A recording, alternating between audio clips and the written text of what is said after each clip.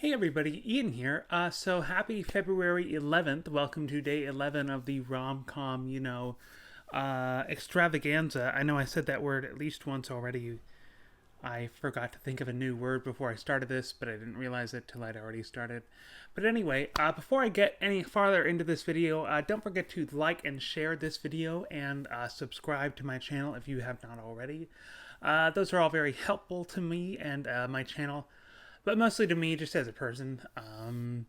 But so anyway, the movie I watched for today and am now reviewing for today was Jerry Maguire from 1996. This is starring Tom Cruise, Cuba Gooding Jr., Renee Zellwegger, and Regina King as in a supporting role. And the basic plot of this is that a sports agent who has a soul and a conscience, and that's Tom Cruise, he realizes that no one else around him has a soul or conscience in this sports agency. So he leaves. He actually gets fired and leaves with one other employee, that's Renee Zellweger, and one client, that's Cuba Gooding Jr., to make it on his own, under his own meaningful, values-based mission statement, rather than as a heartless, shark in this large, conglomerate of a sports agency. My overall feeling on it, before I get into the individual, elements, I thought it was decent. I thought it was very well acted, and it was amusingly written, and it was well directed. But it never quite it. I had a hard time staying engaged with this, and I wasn't quite bored. I was invested in what was happening, in the resolution of what was happening, in a way that I wasn't when I was watching like Valentine's Day and like New Year's Eve. When I was watching those, I was like, I don't care what even happens to these characters. That wasn't the case watching this, but I found myself getting distracted a lot more than I have with any of these other movies, other than those two really bad ones. But so yeah, just it was decent. It was well put together, but just didn't quite have that final, punch it needs to bring it home. And not bring it home in terms of like plot, there's no like hanging threads or, loose untied ends or anything like that. It just doesn't quite meet what I felt like it should have, based on how good all the little parts of it were. The writing of it, I thought it was good. I thought the writing was believable. I thought I thought the two main characters, that was Tom Cruise and Renee Zellweger, they're both kind of like neurotic in their own way, and I thought that those were two good characters, and I thought they were good together. I also liked that it wasn't a movie about Tom Cruise, like waking up and realizing he's been a horrible person, and going on this big, redemption story. He's a sensitive person, and he's a kind person. And it starts out with him writing this, just getting kind of a philosophical, breakthrough after doing kind of not a shitty, kind of shitty thing as a sports agent. And he's like, wait, this is, kind of fucked up. And so he writes this mission statement, which then gets him fired. But yeah. So I liked that it wasn't like that, and I liked that they. I just liked that he was a good person. It wasn't watching a movie about. There were shitty people in this, but they were side characters. The main characters weren't really bad people, and I liked that they were, easier to sympathize with and like root for. As for the acting, it was very good all around. Tom and Renee, I know I was saying this earlier, and I say this, as though we're on a first name basis. Tom Cruise and Renee Zellweger, I know I said this, but they had good chemistry together. Also, Cuba Gooding Jr., he plays the lone athlete that leaves the agency or stays with Tom Cruise. And he actually, Cuba Gooding Jr. won an Oscar for this movie for Best Supporting Actor, and I think it's well deserved. He did a very good job in this movie. He had a very triumphant scene, kind of towards the end, after having been and he's very closed off and like standoffish and rude, and he goes through his own kind of story arc, and it's just he did a really good job. And Tom Cruise was nominated for an Oscar for best leading actor. I don't think he's. Oh yeah, I guess he's Jerry Maguire in the movie called Jerry Maguire, so he's probably the lead role, although I would need to check on that. And Renee Zellwegger, she was good. She's a good actor. She's a little like that. This was pre like, I think she's won an Oscar in like 2005 or six maybe, and so this is 10 or so years before it. You can see that she's on her way to bigger and better things. But she does a good job in this movie. As for the directing, it was good. It was solid. There were a couple of those, fun shots or those kind of telling shots. And yeah, along with the acting and the writing, the directing was solid. But after that, it gets kind of in my ratings for music and vibe. Following those first solid three, this is where it gets kind of rocky. The music was very corny. A lot of it was soundtrack music. I don't know how there was definitely original music, like somewhat of a score, but it leaned more heavily on soundtrack, and it's just very corny and very cheesy and very cliche. And at one point there's this montage. I think this is when around the end of the second act, about 2/3 of the way through, when the protagonist is supposed to be at his lowest point. There's this montage of Tom Cruise being all sad, and it's set to very cheesy music, and the montage itself is very cheesy, but not. I don't think it's done ironically. I think it's just like cliche, and I felt like it was like a minute long, and I was like, oh my god, this is ridiculous. And the vibe, as for the vibe, and this is I know all of this has been very subjective, but this is the one that's just totally subjective. It's only about how much I enjoyed watching the movie. And like I've said, there's just something about it that I just couldn't get into. It was very well put together. The acting is good, the writing was good, the directing was solid. But just when it put it all together, it just didn't quite work. It was like it was a cake that was missing the flour or something. It had everything except what it needed to make it rise. And there were a couple times and this might have just been because I was having a hard time staying engaged with the movie, but there were some times when I didn't really know why the characters would be doing something or saying something, and it usually wasn't like significant stuff, but I was just kind of like, oh wait, why did they end this conversation this way? It seemed kind of like abrupt, but I bet it was because I was having a hard time, again, staying engaged. And when I say that, it's just that I would kind of drift off sometimes. It wasn't that I was, every 5 seconds I was like, but yeah, just kind of lackluster in that sense. My favorite character was probably Regina King's character. She played Cuba Gooding Jr.'s wife, and she was just very good. Or Jerry Maguire himself. I thought he was good. I thought he was a good character and believable and a good person, but not perfect, and makes some bad decisions. But he, you can see that he's not doing them out of spite or out of malevolence. It's just that he's a flawed individual who is trying. He was a good character. This movie was 2 hours and 19 minutes. I'm just looking at that on the IMDb thing. I don't just remember that right offhand. And had he been a less sympathetic character, I don't think I could have watched 2 hours and 20 minutes of this movie, had he been like a jerk.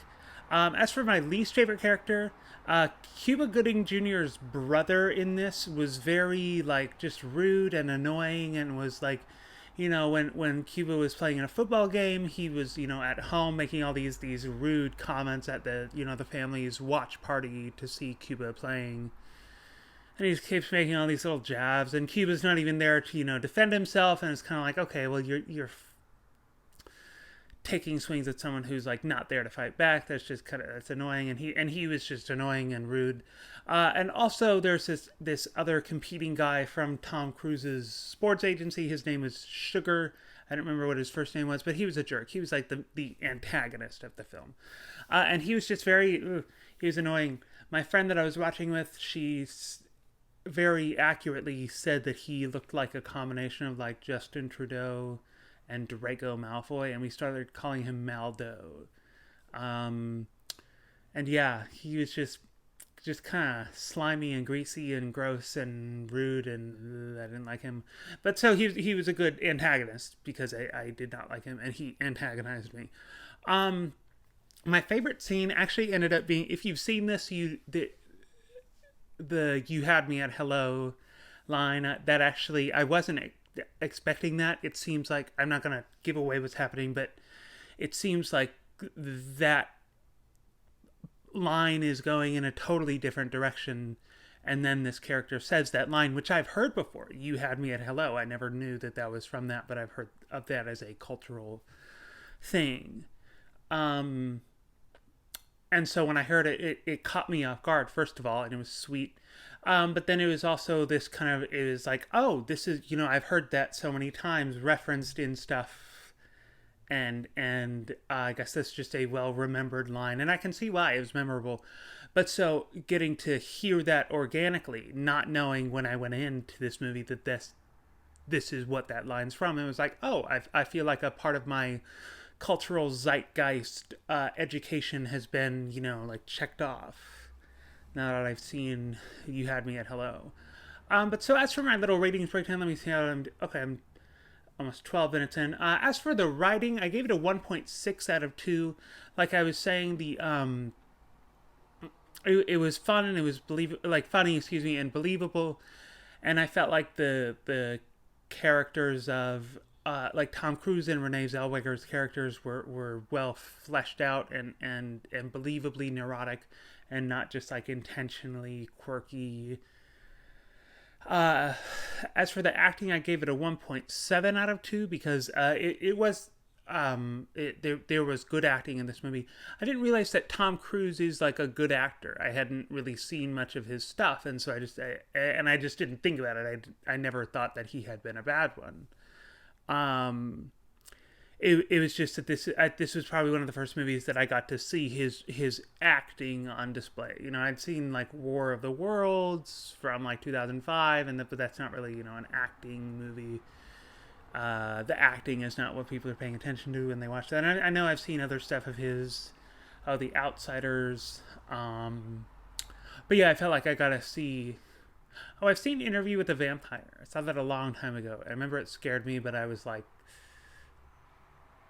under 11 years old. I would need to watch it again and see if it still scared me. And I don't remember anything about it. As for the directing, I gave this a 1.5 out of 2. Like I said, I thought it was solid. And like I always say, I just don't know much about directing. I really am thinking about getting a like Directing for Dummies book just so I can start paying attention. I've been paying attention to directing in just, or trying to, in lots of stuff that I've been watching lately. I've been watching Sex and the City lately, and that's a very well directed show. They have a lot of these funny shots, or these informative shots, or these significant shots, or just entertaining. I guess that would go in the funny pile, but entertaining shots. And so I feel like I'm not just missing stuff when it comes to looking at the movies, because I'm catching it when I watch other stuff. And same with like The Office. That was just another thing I watched recently. I watched an episode of it. And like Parks and Rec and like Rick and Morty, I'm noticing directing more and more. As for the music, I gave it a 1.2 out of 2, which is kind of low. And that was just because, like I said, it was kind of corny, and not as... It felt like not as much thought had gone into the vibe of the soundtrack, in the way that it felt like 13 going on 30 had a fun soundtrack, and they did their best to make an enjoyable experience. And the ones in this one were just kind of a hodgepodge of songs that feel appropriate in the moment, and aren't inappropriate in the moment, but again just aren't. They're not taking into consideration the other songs that they also put in, and so it's just kind of disjointed, and it's kind of like using a PC versus using a Mac. Apple designs its own software and its own hardware, and so when they're designing their software, or when they're designing their hardware, I guess, they know exactly what the software is going to do. And so when they're making like their trackpad on the computer, they make a trackpad that is as smooth and like easy as possible to do, like this on, or this, because they know those are the things you're gonna do. And when PCs are they're designed by whatever company, maybe it's Dell, maybe it's e-machines or whatever. I don't know if those are even, and maybe it's Samsung, maybe it's Sony, whatever. And then the software is created by, what is it, by Google. I know they do Android software, but by Windows, I guess. And so it's all just kind of disjointed. They're not, a PC computer. The software on it was not made for that computer. It was made for just computers in general, but it wasn't made for that computer in the way that Mac software is made for that computer. Same with the phones. There's Apple, again, designs their software and hardware so that the software is designed to work with the phone, and the phone is designed to work with the software. And Google makes all of the Android software, but then all these different companies make the hardware, and so again, it's just kind of disjointed. Sorry, I went on about that for a little long. The music in this was just disjointed, and the vibe overall, I gave a 1.0 out of 2. Because like I was saying, it was just hard for me to stay engaged, and this felt like it was a movie that was just, again, it just lacked that final punch. So all of those added together, 1.6 plus 1.7 plus 1.5 plus 1.2 plus 1.0, that makes for a 7.0 out of 10, and that feels appropriate. This feels the acting and the writing and the directing felt too good for this to be below a 7.0.